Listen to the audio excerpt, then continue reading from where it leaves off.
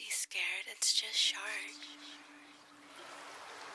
So talking about ownership of content, how do you see this unfolding in the next 2, 3, 5 years? How do you see, I saw someone comment on one of the social channels the other day and they said, NFT equal fad. And I'm like kind of the opposite camp where I think, oh my goodness, we haven't even begun to see the capability of NFTs. And Glow and I have had this debate, or discussion with the community over many weeks about where we're going to see this. Are we going to see them stakeable, in terms of being able to take loans out based on the back of this, which we're seeing at the moment, and all this other stuff. But where do you see it? What do you see kind of unfolding? Yeah, so that's a huge question. I have so much I can talk about it. I think that's kind of why I'm in and out these Twitter spaces all the time, just talking and making my presence known and talking about, what you just asked me, because it's such a deep question in regards to music, songwriting, and music production, just that niche within NFT.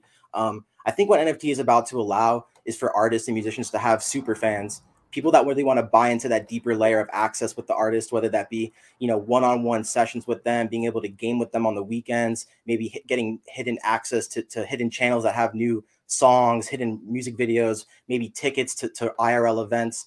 I think this is really going to revolutionize how artists are able to connect with their fans. And now with the fine art aspects that come into the digital art world, with having collector bases and auctions and stuff like that, now musicians can tap into those types of systems that have already existed within fine art. And I think it's going to be a really, really powerful moment. And another thing is the metaverse. Just a few weeks ago, I played my first concert in the metaverse, which was completely life-changing and eye-opening. It definitely clicked a light on in my head about wearables and how you can tap into that as an artist. Say you throw a virtual concert, you can drop a free wearable for your audience that has signed up and paid to come get a ticket.